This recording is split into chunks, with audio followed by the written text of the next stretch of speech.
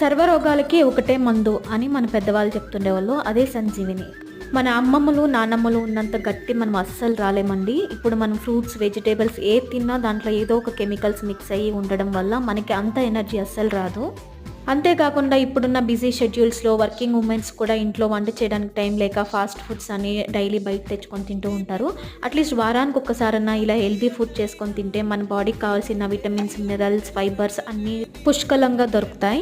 ముందుగా ఒక మిక్సింగ్ బౌల్‌లోకి 1 కప్పు గోధుమ పిండికి 2 కప్పుల బియ్యం పిండి యాడ్ చేసుకొని అందులోకి మీకు ఇష్టమైన వెజిటేబుల్స్ ఏదైనా యాడ్ చేసుకోవచ్చండి. నేను ఇక్కడ క్యారెట్, ఆనియన్స్, కొత్తిమీర, కరివేపాకు, పచ్చిమిర్చి, ఉప్పు, కారం, జీలకర్ర అంతా యాడ్ చేసుకొని కొద్దిగా హాట్ వాటర్ యాడ్ చేసుకొని ఇలా చపాతీ పిండిలాగా కలుపుకొని 10 నిమిషాలు పక్కన పెట్టుకున్న తర్వాత ఇలా పల్చగా రొట్టెలా తట్టుకొని మీడియం టు లో ఫ్లేమ్ అడ్జస్ట్ చేసుకుంటూ 2 పక్కల బాగా కాల్చుకున్నారంటే ఎనర్జీగా ఉండే బియ్యపు రొట్టి రెడీ అయిపోతుంది. వీడియో నచ్చితే లైక్ చేసి ఛానల్ని సబ్స్క్రైబ్